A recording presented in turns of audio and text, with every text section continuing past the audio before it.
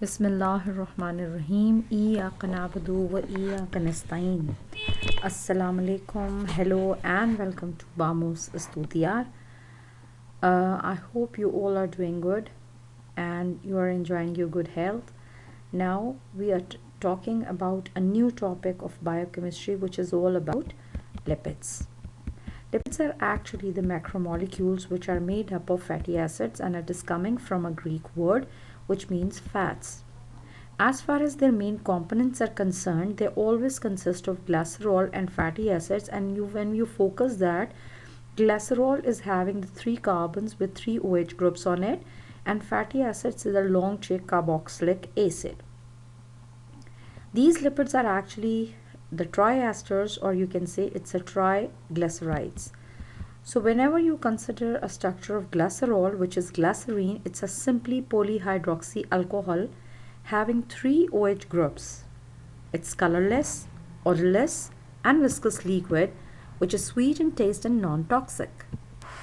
The backbone of glycerol is used in glycerides, that is in lipids.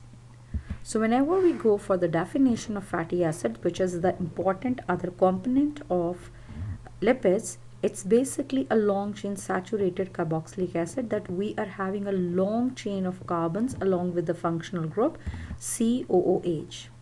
Fatty acids are normally the building blocks of liquids, and if you recall in your mind, whenever you are having esters and acids and alcohols, they always react to give you esters, which is in the presence of mineral acids.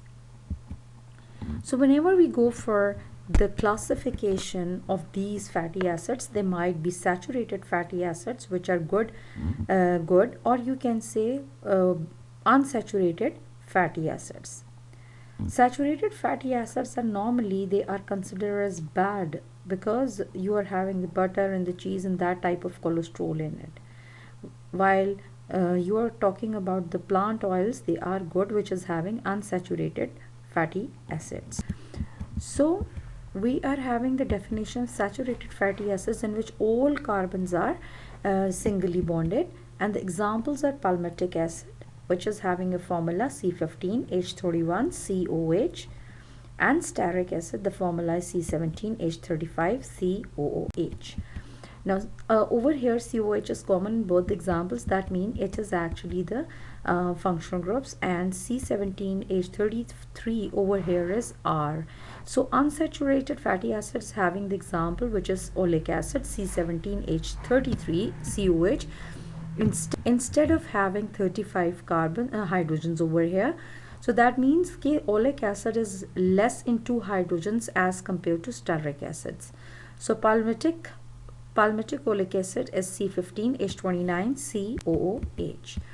Now when you're talking about the glycerides or triglycerides, these are actually the triesters, and as you know that these are the esters which are forming when you are having the fatty acids and glycerol. But if 3 fatty acids are used in the making of esters, then it becomes triesters or triglycerides.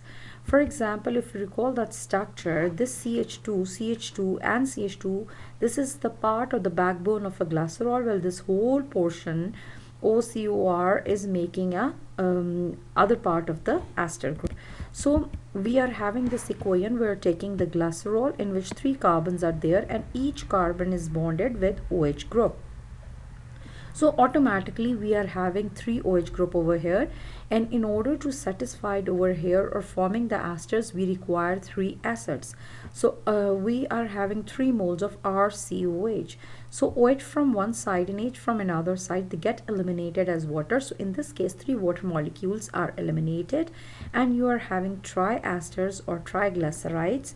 So we are having instead of having R, we are putting the value or the example of glyceryl tristearate, and we want to make it, then we are using, instead of using R, we are using C17H35COH. And as you see in the structure of triglyceryl or glyceryl tristearate, all the structures remain the same except the ending, which is C17H35, is changed in above case. So this R is different for different examples. In case of oleate, it becomes C17H33, C17H33 and C17H33, while remaining structures remains the same. Now over here we are having the example where we are trying to find the structure of glycerol trioleate. We are using glycerol, and again we are using the 3 molecules of oleic acid. Over here we are using the open structure so that you can find out the where actually the unsaturation is. So you are having COH at one side because this is a functional group which always occupy the terminal position, and the R chain consists of 17 carbons and 33 hydrogens along with the double bond between 2 of the hydrogens. So when 3 of the water molecules get eliminated, you are having the structure like this, but you can write in the condensed form like C17H33 and so on. In case of glyceryl tripalmitate, the structure is as follows, but instead of writing CH214CH3, you can simply write C15H31, and similarly in all other cases as well. When we go for the classification of lipids, we are having fats and oils. The fats are liquid at room temperature. It's very important to mention the state at with reference to room temperature. Oils exist in liquid state at room temperature, and both are basically different in the formation or you can say way of formation, because fats are the triesters or the triglycerides of saturated fatty acids like the stearic acid or the palmitic acid. We're talking about oils. They are the triglycerides of unsaturated fatty acids, and the examples are glyceryl palmitate and glyceryl stearate for fats, and for oils it's glyceryl trioleate. As far as the characteristics of the physical properties of lipids are concerned, they are basically non-crystalline and the solid at room temperature. They are insoluble in water, and most readily they prefer carbon disulphide or diethyl ethers to get dissolved in it. Thirdly, their conductivity, they are the insulators, so they are the bad conductors of heat and electricity, and they are using they are not using as a good conductor, so they are the excellent insulator for human body.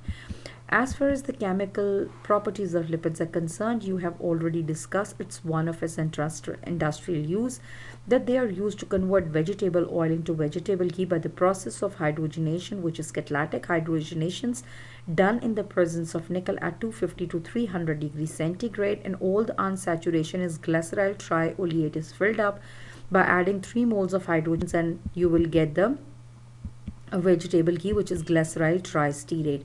Here's the example which is in front of you, that how the filling of the bond, double bond, is taking place by adding 2 moles in each ester, and overall we require 3 moles of hydrogens, and how this glyceryl tristearate is turning into glyceryl trioleate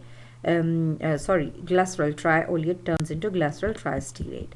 Now sponification is the process when you are having the esters and you are treating it with NaOH, and or you can say it's a making of soap. So soap is actually sodium stearate, and when you having the glyceryl tripalmitate or you can say glyceryl tristearate and you treated it with 3 moles of NaOH, why 3 moles of NaOH is required? Actually you are having the triesters over here, so for this you require 3 moles of NaOH, and in every case you stir it well, and later on you will get glycerol, and along with that you are having a soap which is sodium palmitate, and if you are using the glyceryl tristearate then you will having sodium stearate.